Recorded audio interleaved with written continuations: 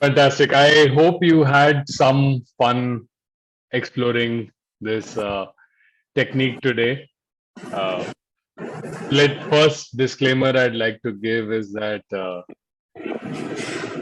the first couple of days of a retreat are a struggle for everyone. Right? So if at all you're feeling that way, if you're finding your mind is uncooperative, don't be worried. You're not alone in this. This is one of the reasons we start on a Thursday so that you have a day to start exploring. Then you have the weekend to spend a little more time, get a little bit of confidence. So you breeze through.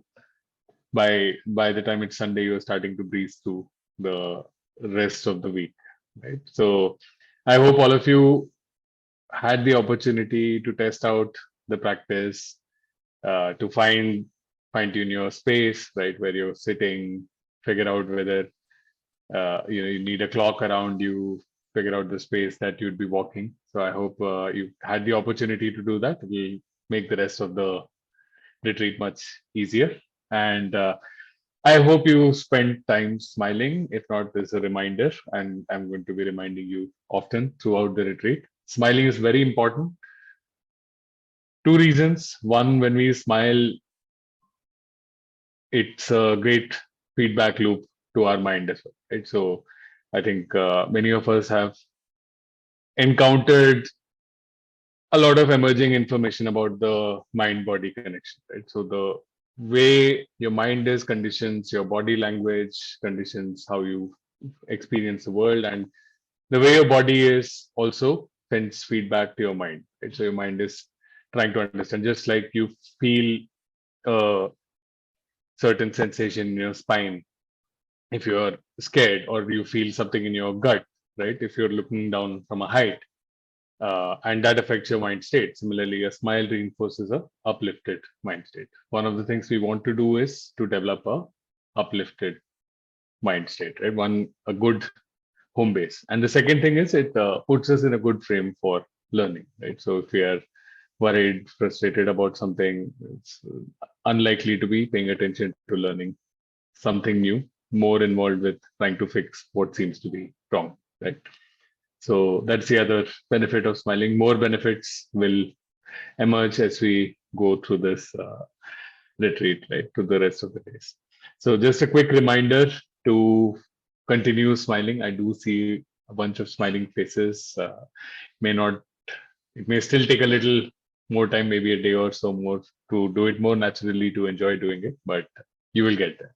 Just give yourself the opportunity to do that. Second thing, I hope one of the very important parts, right, those 6 hours that we use, the way we bring our attention back to our object once it is distracted, this is extremely critical. So this is like a recipe. So we don't want to just improvise on the recipe. We want to follow the recipe in a certain way to get a good outcome. So I'll just repeat the steps.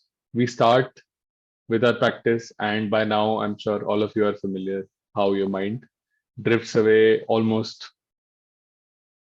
very quickly into your practice, right? So it may drift into some sound that is coming around you, some sensation on your body, or some thought of what's happened earlier in the day, or what you have to do later after your practice, or something you have to do tomorrow. Something or the other will take your attention away. When the attention goes away, what we need to do is recognize that our attention is caught up with something. Let that be. Let that thought be. We don't want to fight with it. We don't want to complain about it. We don't want to judge ourselves that our attention got attached to it. We don't want to chase after it. It might be tempting to chase after it and explore what is it that came up, what needs to be done. We've already been probably started doing that, pursuing that line of inquiry before you realized that your mind has drifted away. So we don't want to do that. We just let that be. Your attention is the fuel for the distraction. So the more you keep your attention with it, the more you will stay trapped in that thought process. And this is something we see, right? So if you're driving, for instance, and somebody cuts you off in traffic, and you have nothing else to do, you have nothing else important that's happening, you will continue fixating upon what happened. Or you stub your toe and you have nothing else to do after that, you're going to fixate upon it. But if you have something important that you needs your attention, you'll immediately forget about it, you'll move on, right? So attention is the fuel for your mind being stuck in a certain thought process. We're going to spend a lot of time on this today, but just want to reinforce that when we stop paying attention to whatever distracted our mind, we are denying it the fuel it needs to sustain. The third step, relax.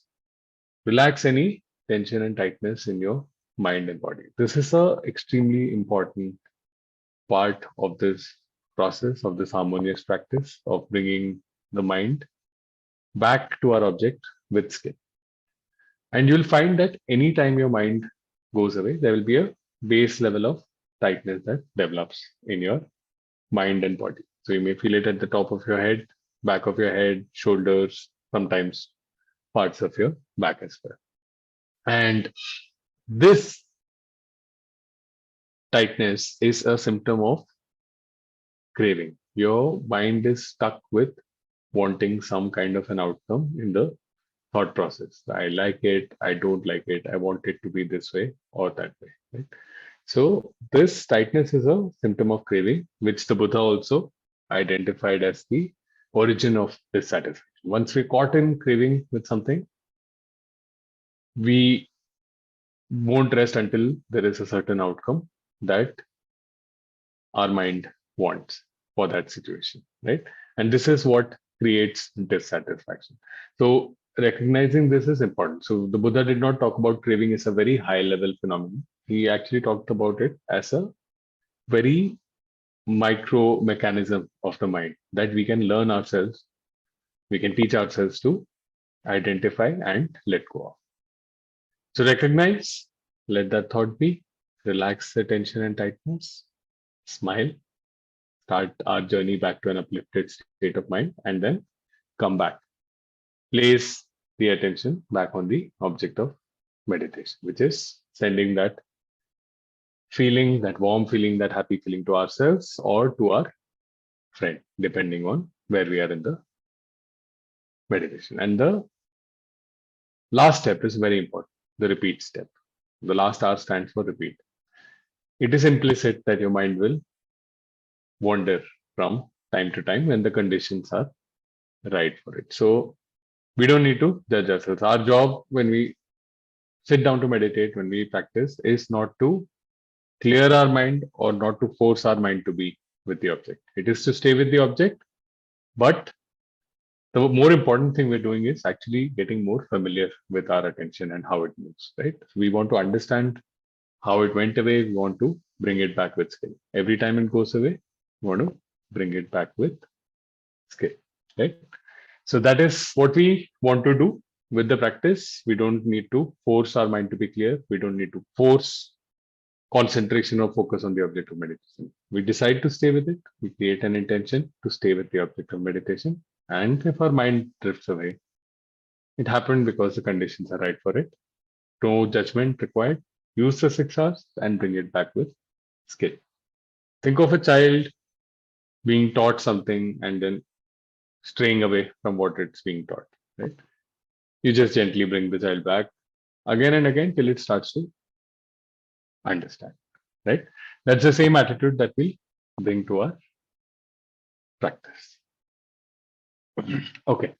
The other thing I just wanted to emphasize a little bit is sitting for 30 minutes without moving. So if you feel any kind of an itch, if you feel that you want to shift your position a little bit, I would like you to avoid doing that. Figure out a comfortable position before you sit and then stay still. Any thought of even a itch that you're feeling or temptation to move, think of it as a distraction. Think of it as something that has taken your attention away, and simply use the 6 hours to bring your attention back to the object of meditation. If you don't pay attention to that itch, if you don't pay attention to that, restlessness to shift yourself a little bit, it will die on its own, right? So we just allow that to happen. Use the 6 hours as many times as necessary. It's possible your attention will go again and again to the same thing. And every time we need to remember to repeat the 6 hours. Great. So just wanted to emphasize those couple of things. There was a question about where the attention needs to be. Does it need to be on the feeling or does it need to be on the recipient of the feeling?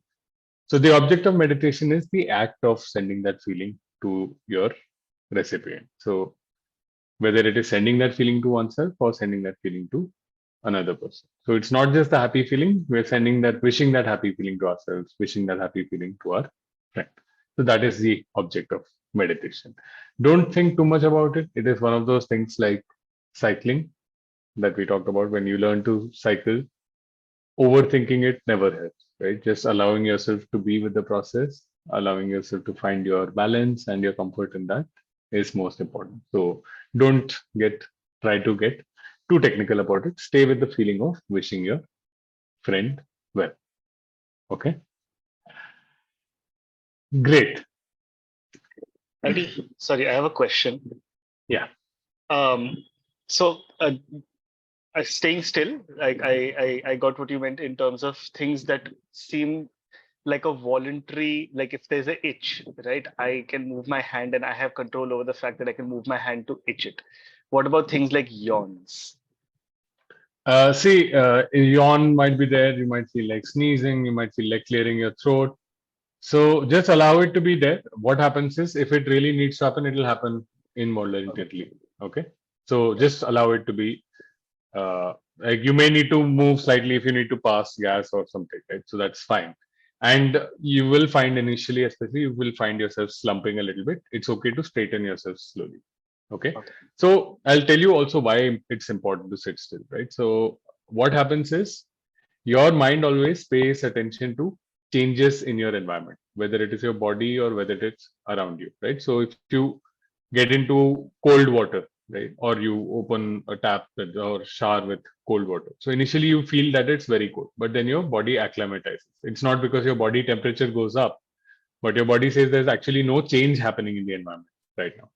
So when we do that with the body, right, so over time your mind starts focusing where all the action is happening, which is in the mental realm, right? So in the physical realm, it just says that, okay, we are in a safe space. We are not engaged in any physical activity. We are not even moving, right? So let's pay less attention to that. Let's pay attention more to what's happening in the mental realm. Okay. So that's how sitting still helps us to go deeper in familiarizing ourselves with the mind. Okay. If there are any other questions about the technique or the first day problems, we can just spend a few minutes on this. We'll also start the interviews from tomorrow where we can have more detailed questions. But if you have any questions right now, please go ahead.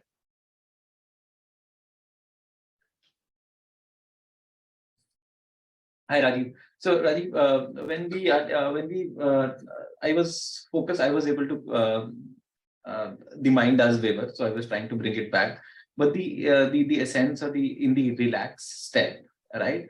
I often got entangled a little bit in sense of trying to figure out. Yes, you could sense that the body, the mind had wavered, and what was actually happening was that the specifically in the second half, or I could relate in the second half or the next 20 minutes when you were to send the feeling to your to the partner or to the second to the person or a friend.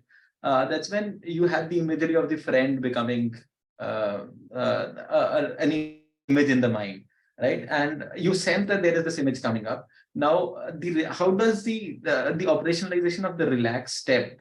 How do we? So, for example, you said that there is tenseness in portion of the head or the neck, right? But then the mind wavers to finding out where this tenseness is.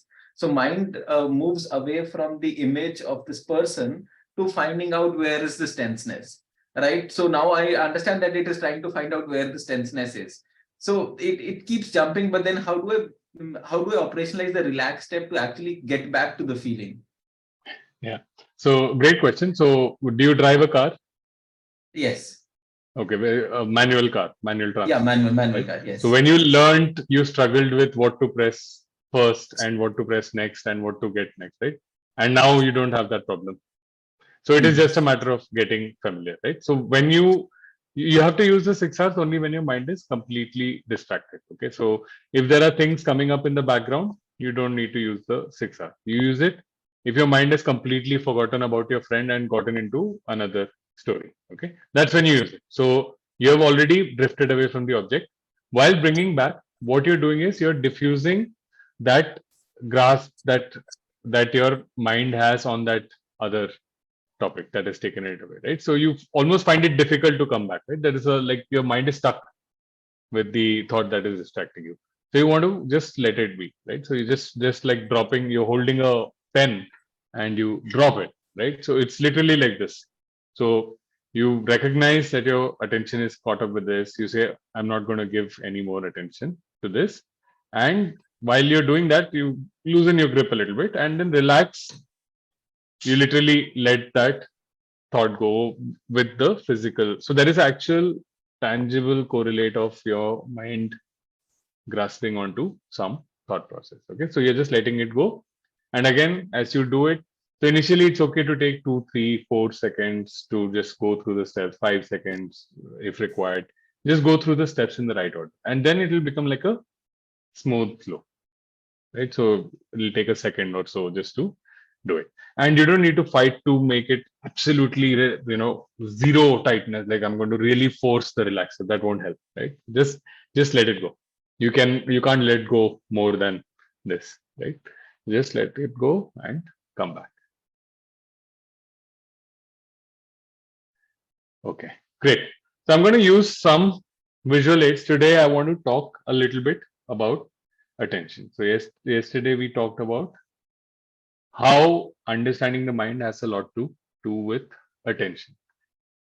Today, you've already spent some time practicing and you find that your attention is not as cooperative or friendly as you might think, right? So when you close your eyes and you see that your attention seems to have a mind of its own, agenda of its own, and it's going from here to there. Okay. So I'm going to use some visual aids just to talk about why it is important to pay attention to attention. Let me just share my screen quickly.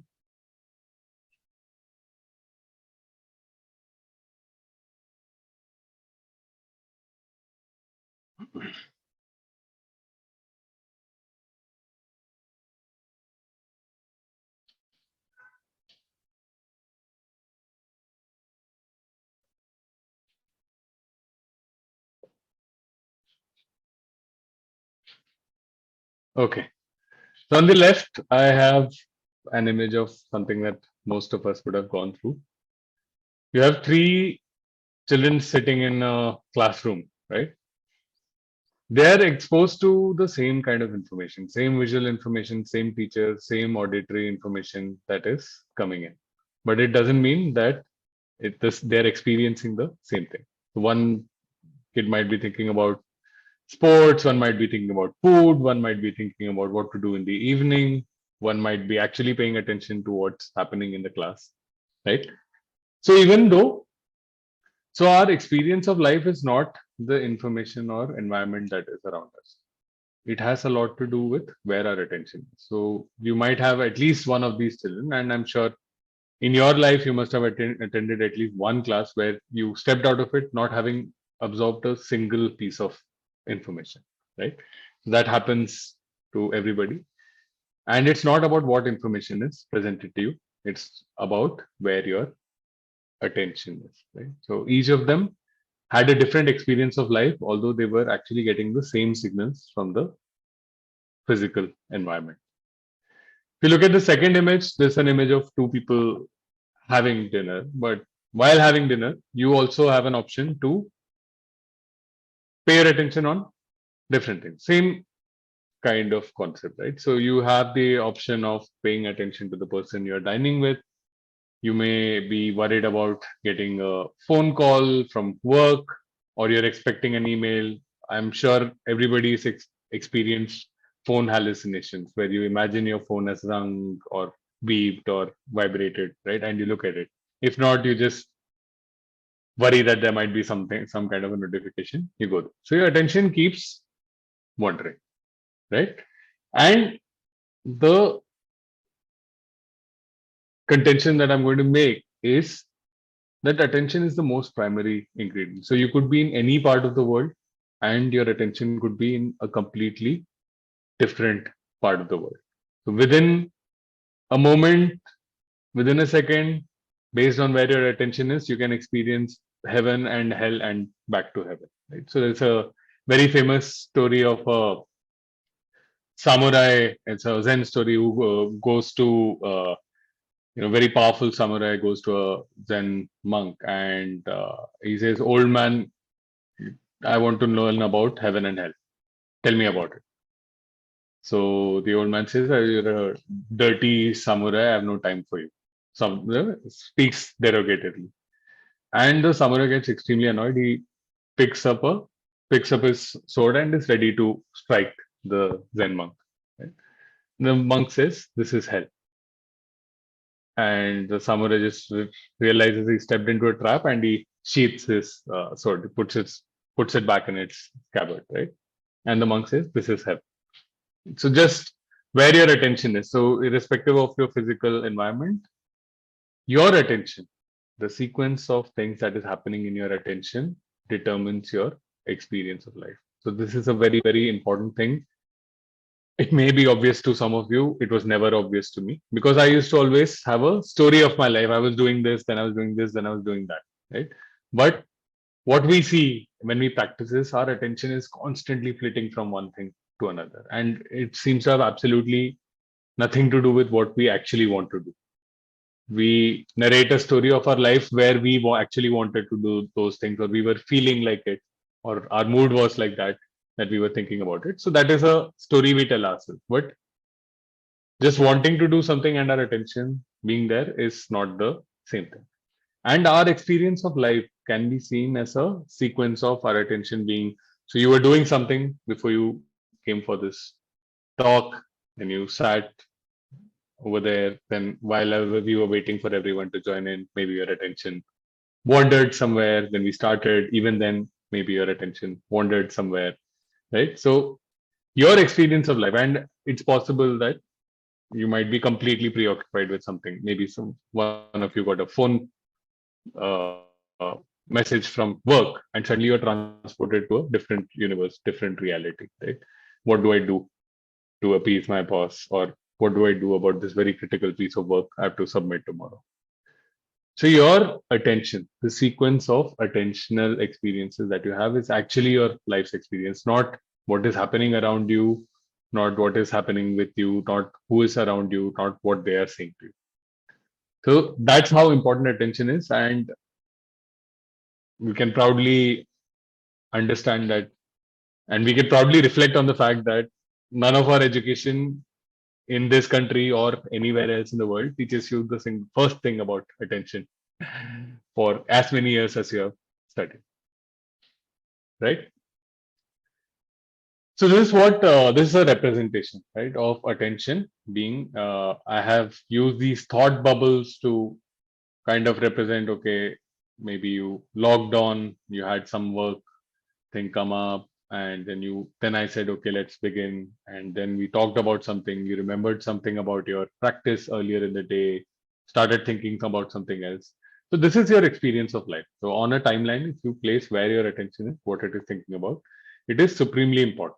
And what we are discovering when we sit down to meditate is our attention is not at all our friend. It is not like a obedient employee that does exactly what you ask it to do. It goes all over the place, and we see it for ourselves. And what happens is a lot of these places are, so if you think of the gray bubbles as things we intend to do, right? And a lot of the red bubbles are things we don't intend to do. So we decided to do something, we decided to stay with the object of meditation. Immediately our mind started thinking about food or sport or something, the fly buzzing around in the room, what happened at work, what happened at home. You come back to your object of meditation, again, your mind starts getting distracted, right? So our mind is rarely where we want it to be. Our attention is rarely where we want it to be. It is constantly seeking and dwelling in different pieces of information. How does this whole process happen? So a lot of this practice, the skills that we're developing are key to attention. So right now, the first thing that we're learning to do is to actually see when our attention goes away from where we intend it to be and bring it back to where we intend it to be. So that's the first skill we're learning. Don't be disappointed if your mind keeps running away. You're learning that skill again and again. Okay. And sometimes these red bubbles can become extremely challenging. They can become rabbit holes. So when we have, obsessive feelings, extreme agitation about something. So it can be about work, extremely desperate to get something done. It can be about your relationship. It's not going in the way that you want. It's, there is some kind of friction or you want something else out of it. Can be about your self-image, right? How tall or thin or fat or dark or handsome or fit am I, right? So it can be about your self-image. It can be about financial security. It can be a million things, right? So certain of these distractions, of these thought processes, they become extremely challenging. They suck up our time. And these rabbit holes can also be something as simple as digital media, right? We can completely get stuck. What a rabbit hole is typically defined as some area that you enter, and the more questions you ask, the more questions you get. You don't really get any answers. So you keep roaming around in them. You keep getting confronted with more questions, but not really any answers, right? So our life experience is governed by attention, but it can very often, it goes where we don't intend it to go. And very often, it can go there and get stuck there. So this is why it is very important to start building that skill. And this skill comes through repetition. The 6 hours, like any other skill, like learning to drive, you need to change gears often enough so that you're able to do it automatically, do it naturally, do it without any violence, do it without any struggle. So with the 6 hours, we'll have that same attitude, right? It's something we need to learn, something that's going to be very useful. At least when we identify that our attention has wandered off, potentially to an unhealthy place, obsessive place, we should have the skill to bring it back to a wholesome place. So that is what we're doing. And with the metta, we are also learning to start building a wholesome place. If you have no particular activity, particular task, particular responsibility at a point of time, what does your mind do? Your mind just goes to the next distraction that is available. So things will come to fill in the vacuum of your attention. So if you're not doing anything, if you have nothing to do, you can place your attention in a wholesome place. So even now, there'll be a lot of times in the day when you're doing something very mundane, walking to a shop to get something, or going in a cab or a metro to some place, right? There's not too much you can do, and your mind will start wandering. So one of the things that we talk about is active meditation. So not just walking meditation, which is a formal kind of practice, but active meditation can be done anytime that you don't have a very mentally challenging task to do. And simply, instead of allowing your attention to go wild, use that time to send that wish to your friend. So we will change the object of meditation over time. So don't worry, you're not stuck the rest of your life just thinking about one friend. So first, this is training weeks, right? So you start by sending that wish whenever you don't have any activity to do, right? So I have active meditation. Teach your mind to be where you intend it to be. So the two things that we're trying to teach our mind is stay where it's intended to be, detect when it is going to some place that we don't intend it to be, and bring it back without violence, without struggle when it goes away. And that is the two skills, right? So that we talked about. Mindfulness. So mindfulness is this exclamation mark. It's an alert as soon as our mind goes from where we intend it to be. And this could be work as well, right? So this could be some kind of activity. It could be work. You could be playing with a child or a pet, right? Or you could be engaged in some other activity, engaged in a conversation, and you find that your attention has gone away. So most of the time, we don't even realize that our attention has gone away. We just start thinking about the next thing till we are required to bring our attention back. Mindfulness starts getting developed as we do the practice, as we start using the 6R. Every time we recognize that our attention has gone away, we are sharpening our mindfulness. And every time we use the 6Rs and bring our attention back, we are practicing harmonious practice or right effort. Right? We are learning to skillfully bring the attention back where we intended to be. Great. So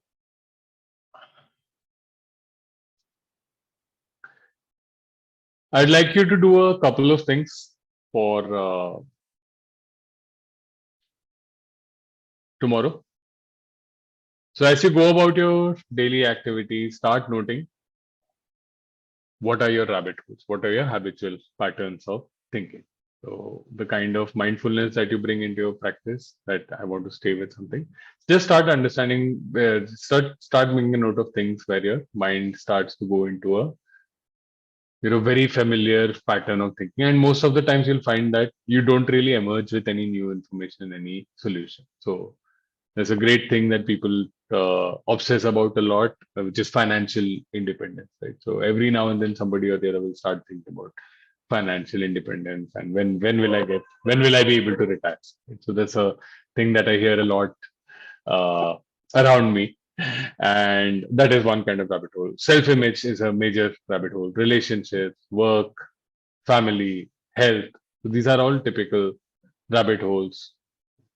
Social media, digital activities, they are all rabbit holes. So start identifying these rabbit holes. These are, and start relating this, right? So this rabbit hole actually completely hijacked your experience of life.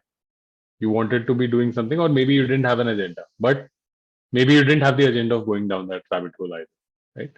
Start seeing how you've actually invested an entire chunk of life into that rabbit hole. Start being more conscious of this. When you identify it, use the 6Rs. So 6Rs doesn't need to be used only during your practice. Any time in the day, you find your mind getting distracted, you find your mind going down a rabbit hole. Use the 6Rs, start sending that wish to your friend, or start getting back to the task that you were doing. Right? Smile and get back to the task. Start becoming familiar with that tension and tightness in your mind, and you'll find it happening multiple times during your day as well. Start noting down some of the rabbit holes. This is also a process of understanding. So it's not just familiarity with attention, it's also familiarity that we'll be building with the kind of things that take our attention away, right? We'll talk more about this. What are the kind of distractions? What are the kind of rabbit holes? What are the kind of flavors they have, right? How do they operate? We'll unpack more of that tomorrow. But start noting the ones that are more persistent, start writing them down, right? And start getting more familiar with the tension and tightness that you experience. So that's the exercise for tomorrow. I'll share this on the group as well. And yeah, I'll take a pause and then I'll just remind some of the logistical things that we need to take care of, which is the morning group meditation that will start from tomorrow and the daily check-in that we'll be doing. So I'll start, I'll just go through that logistical part in a little bit. So I'll just take a pause. Any comments, any reflections that any of you had about what we discussed today, or any doubts that you have about the practice, what to do. So happy to take questions on that.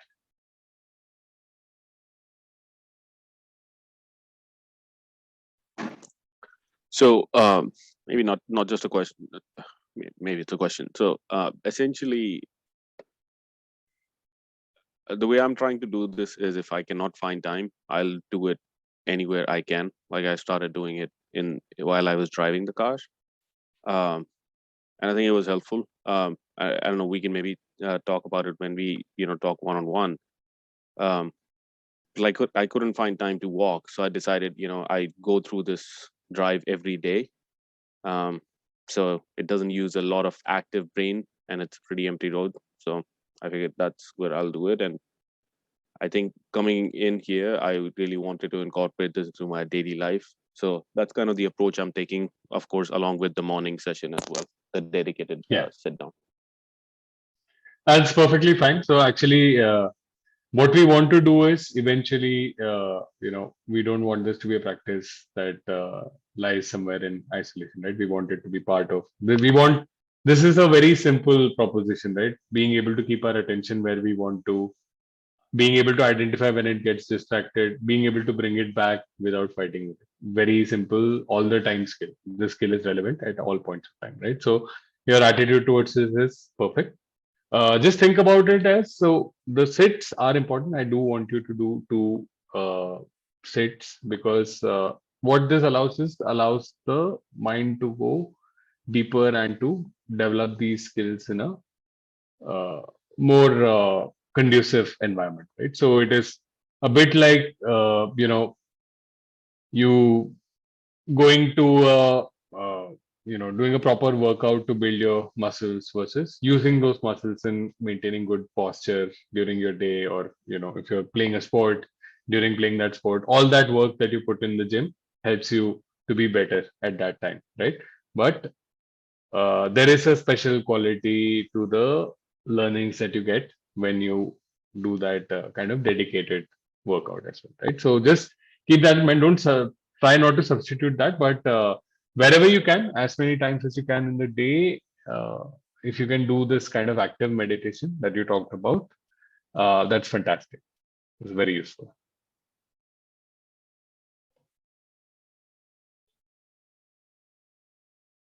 Great. Any other questions?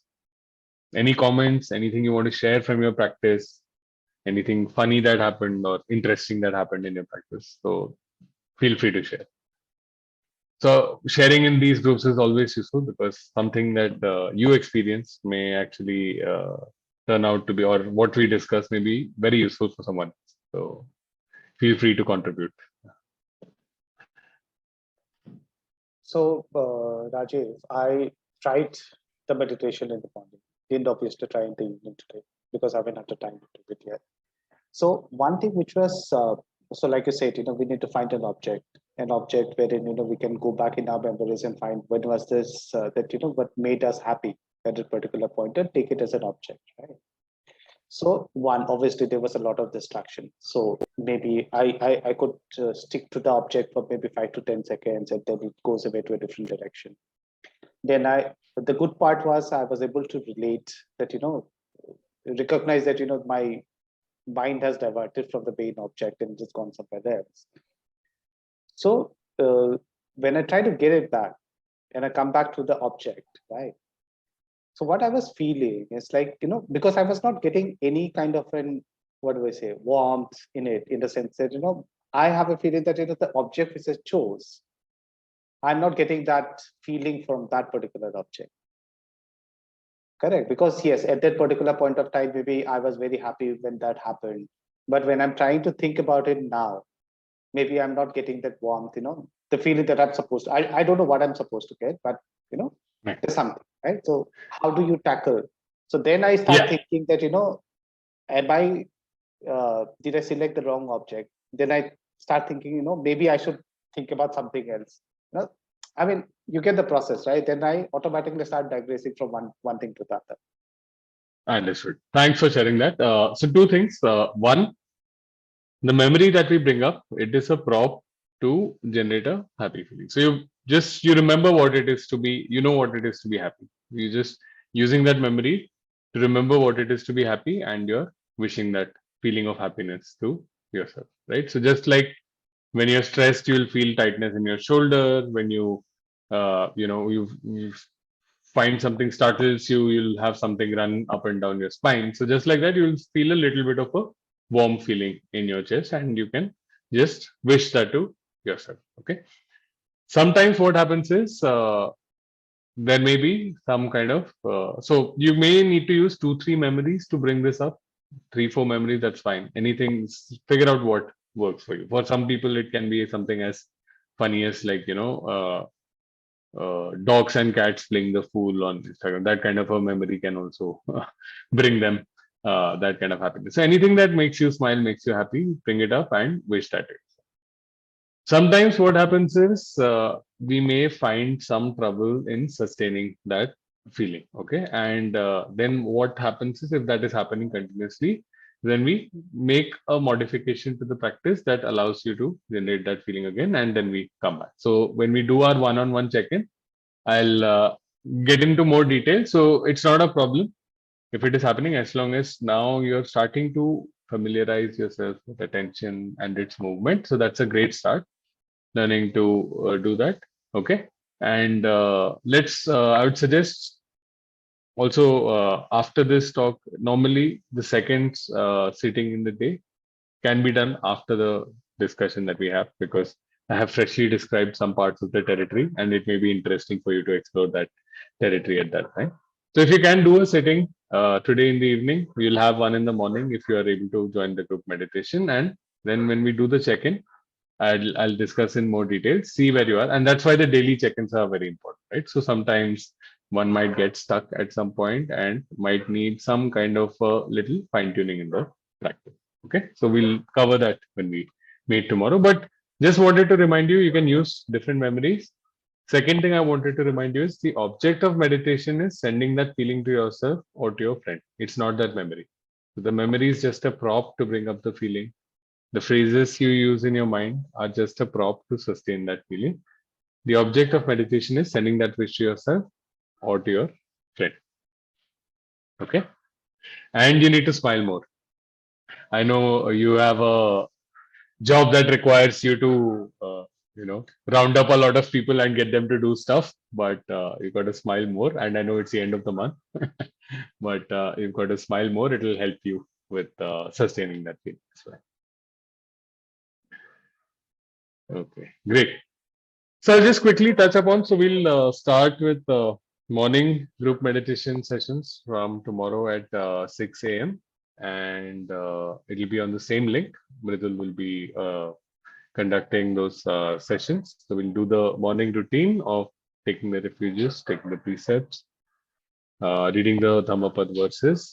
If you have not done it today, please join in the session in the morning, or do it on your own time if you're unable to join the session. And then there'll be a 30-minute group meditation.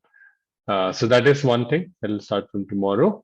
Second thing, I'll just share a Calendly link for check-ins with me right now. So you can see what slots. So I'll make some slots available in the morning and the evening, and whatever is convenient to you. So you can block that time. If you don't find a convenient time, you can connect with me on WhatsApp and we can figure out a mutually convenient time. If that doesn't work either, so what we'll also do is we'll share a Google form with you. Whatever experience you've had of the practice, you can just update in that Google form. Okay, so I'll be able to see that and I'll be able to respond to you on email. So we'll share all of this on the group. And I'll just remind you of the things I'll be asking during the check-in. So one of them is how long you sat, what was the duration of your longest sitting. Second thing I'll check in is whether you are able to do the walking meditation. Third thing I'll check is what was the longest duration your mind stayed with the object. So Pranav, you mentioned 5 or 10 seconds. So don't be surprised. That is not at all abnormal for people on the first 1 or 2 days. So it's like when you start to drive a car, it seems like the most complex machinery in the world, but it starts to get extremely simple to the point, like Nitant mentioned, right? He's able to do this active meditation while driving, right? So yeah, so just give it a few repetitions, a little bit of time, and just continue to be kind to yourself while you do this. So tomorrow, we've had a bit of a warm up today. Tomorrow, I expect that all of you will do minimum 30-minute sittings twice, right? If you find you're able to sit longer than that, sit longer than that. You'll check in with me so we can see how your progress is happening, whether you need to make any fine tuning to make your sitting better. And I expect you to do the active meditation for 15 minutes as well. Second thing is, as we discussed earlier, and this is again something we share on the WhatsApp group, start to pay attention to your mind even when you're not actively practicing the meditation. See what are those patterns that your mind gets stuck in that you didn't intend to go down, right? Start identifying these rabbit holes. Start using the 6 hours outside of your meditation, sitting or walking meditation. Use the 6 hours anytime you find your mind getting stuck in something. And it can also be simply getting agitated, right? If you're able to about to get into an argument, just use the 6 hours once, and you'll find that your mind being obsessed about a certain point of view, wanting to defend some thought process or wanting to defend yourself or your point of view in that argument, your mind is stuck with that. There is a lot of tension and tightness in your mind. So just use the 6 hours, relax it, and you'll be able to act in a way that is a little different. So we'll find ourselves, often repeating compulsive patterns of behavior. If you have a tendency to have certain arguments with a colleague, with a spouse, or a family member, right? You will find yourself that every time you repeat the same kind of pattern without making any wholesome progress in your life, nothing useful comes out of it. So that's also a type of rabbit hole. So rabbit hole also, you start worrying about, have I achieved my potential? Something, some question like that, and you go into that rabbit hole and you come out having wasted an hour of your life and not having learned anything useful or not having performed any useful action. So start identifying these rabbit holes. When your mind starts going there, remember you have an extremely effective tool to come out of it without fighting with yourself. Use the 6 hours. Bring your mind to whatever you're doing before, or bring your mind to sending metta to your friend. Okay, the warm feeling to your friend. So that's what those are the thoughts for tomorrow. Okay, I'll just pause again. If there are any other questions, you can ask those questions. Otherwise, we'll end the session by sharing merit for today, and we'll meet tomorrow during our check-ins. So, RD, quick question. My Yes. internet wasn't working fine, so I may have missed it. But rabbit hole can also be something that is a positive loop, something maybe a vacation, Absolutely. thinking about, okay. Absolutely. Thinking about a promotion that you're due to get, you're like, I'm going to get my year-end bonus. Just thinking about it, right? So nothing, you don't intend to do it. You're not learning anything new. You're not making any progress in your life by thinking about it, but you're stuck in a loop just because it has become a compulsive habit, right? So a rabbit hole is anything that you enter, you sink a bunch of your time, and you don't learn or grow or move ahead or even necessarily enjoy it. Right? You're just stuck there and you come out and then you just realize half an hour of your life is gone. And it's very interesting. So things that are disturbing might seem more, we might be feel very good about getting rid of them. But we'll, as we go further in the retreat, it's the same phenomenon, craving, that underlies thinking about lusting after something, wanting something very badly and continuously thinking about it. And it's the same craving which is also the origin of dissatisfaction. So we'll go more into that tomorrow when we discuss the different types of things that take our mind away. Right. So yeah, rabbit hole can be something that is that just takes our mind away, hijacks our mind away, and keeps us in a process of thinking that has nothing to do with what we are engaged in reality at that time. And then we get dumped back into reality after a lot of time has passed and we have essentially lost that experience of life. Adi, I have something I wanted to ask. So during the practice this morning, something happened, which was I had a creative thought. So something which I build stuff with hands. So I had a creative thought. So I didn't want to act on it, of course, but then it was, a visual that came to me. So I kind of just took 5 seconds, drew it on a piece of paper, put it on the side, and then started meditating again, which I know I shouldn't be doing. But the thought in my head was, if I don't do it now, I'll forget it. And it wasn't exactly a rabbit hole, but it was something I was like, yeah, this is nice. I should make it someday. And I did that. So I don't know. What are your thoughts about that? So it still is a deviation from where you wanted to place your attention, right? So it's the thing is that I mean, I'd see again, anything that happens is nothing is terrible. Okay, it's as terrible as we want to make it, right? It's something you learned, right? So your mind got stuck in that, and it completely overtook your mind, right? That let me do this now, even though you intended to keep your attention somewhere, your attention went. You were no longer in charge. Your attention, that distraction was in charge, right? So essentially, that's what one of the things that we'll talk about more, right? So living consciously versus compulsively. So we have certain things in our mind that are each of us have pet rabbit holes, right? So when something happens, if so as a kid, like I would if there was a cricket match the next day, so all night I would be thinking about it, and I would wake up early and I would be thinking about it. Like my mind would be there. So that was a pet rabbit hole for me. And you'll find people around you, they have pet ticks, right? You do something and they'll immediately get irritated by it. So it's a lapse of consciousness, right? So essentially, your mind gets hijacked even whether or not you intend. So during the practice, you want to just see what happens if you decide to stay with your object of meditation. If you decide not to let your attention go there, or if you decide to use the 6 hour, are you able to let go of that? So it's just that I'm not saying it is unimportant to do, okay, you had a creative insight and you want to act on it, but not when you're working specifically with your attention, right? So just when you're getting familiar, so your mind is learning from every action that you do, right?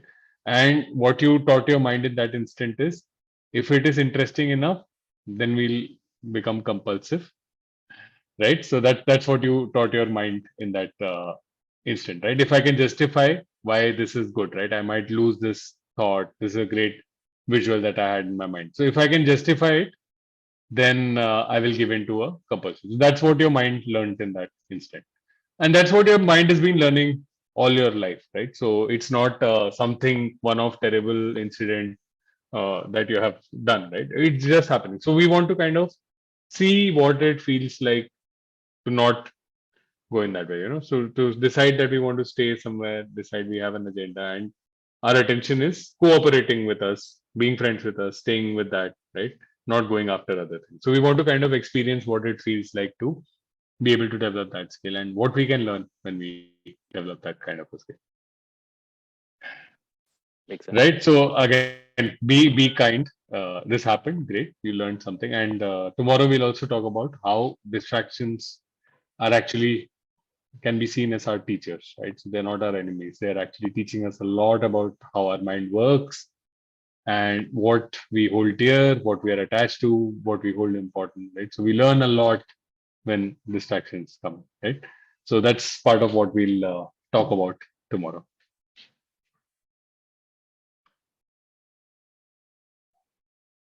Great. Any other questions or thoughts?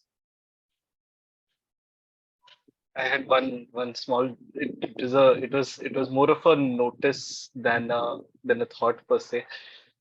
Is that it's extremely exhausting, right? Doing this again and again and again. I'm not like it's. I understand it's building this thing. I just wanted to share. It was just after you finish. So I did my 30 minutes just before I got into the session, right? Just before that, and it's been a long day, right? So the brain was already kind of maxing out, right? And then I sat to do this, and at some point of time, it was like it almost like my brain was saying, "Bas ho gaya yaar," right? Let me just do what I want to do, right? Let me just think about what I want to think about. I don't need you to bring me Your back. mind will come up with a lot of excuses not to say to have its freedom back to be compulsive again, right? So anyway, so those are things that will happen. So the only thing I'll suggest is, one, smile a lot, right? That makes it easier. Secondly, this is a video game, right? So like if your Mario falls down a hole, that's okay. You still had fun in that game, and whatever you learned from that fall, you'll use it, right? So it's just that don't worry about it. You don't have to try too hard, right? Trying too hard won't get you anywhere, right? You're familiarizing yourself with the mind. We are too far from getting control of our mind or becoming a master of the mind right now. We're just getting familiar with what is happening. All we're doing is, okay, you ran away, chalo, let's go back. And you ran away, let's go back. And that's one of the things why we need to relax, right? So if we don't relax and we bring our attention back, we are kind of forcing our attention. So when we let the thought be, relax, and when you're smiling, you can have a little laugh at how your mind ran away like a untethered animal, right? Okay, just ran away again, have a laugh at it, come back. Should laugh at how silly and uncooperative your mind can be, right? I literally I had to move at that point of time because it was funny, right? It was not a conscious thought that okay, I have to do this. It just went, right? It kind of refused to come back for a little while, and I was like, okay, it's fine. That's I fine. just That's wanted to fine. share. So yeah, no, that's awesome. Thank you for sharing that. And tomorrow we'll actually go more. Like I said, the first few days we'll start slowly zooming in, zooming in, zooming in, and then we'll zoom out and see how those little mechanisms, little things with attention, like little things where Netan's mind says, let me just do this little thing, right? Let me go there. And your mind says, how many times will I come back? Right. So all those little things, how they're working in unison to, have fun with your life. And we understand that, and then we kind of come back and see how do we take all this understanding, take what we're learning by going through the territory, put it together, and actually start going from that compulsive to a very conscious experience of life, right? So that's what this journey will be about. And I'm really happy that, I mean, whatever you see, enjoy it, like learn it, be curious about it, don't judge yourself for it. This is how you've been all your life, right? So there's nothing new fantastic that you're doing right now. This is how your mind has always been, right? So you're just actually paying attention to it for the first time, right? So if you're doing it for the first time, if you've done other practices, you might have seen these kind of things. But yeah, so the way we'll see it, especially with this practice, will definitely be a first for anybody who's not done the twin practice before. Awesome. So thanks for sharing that, Pratik. Thanks everyone for joining in. I'll share the link for the check-in, and the group meditation will be at 6 a.m. on the same link as this talk. We'll share some merit and end the session for today. May suffering ones be suffering free, and the fear struck fearless be. May the grieving shed all grief, and may all beings find relief. May all beings share this merit that we have thus acquired for the acquisition of all kinds of happiness. May enlightened beings of mighty power share in this merit of ours. May they long protect the Buddha's dispensation. Sadhu, sadhu.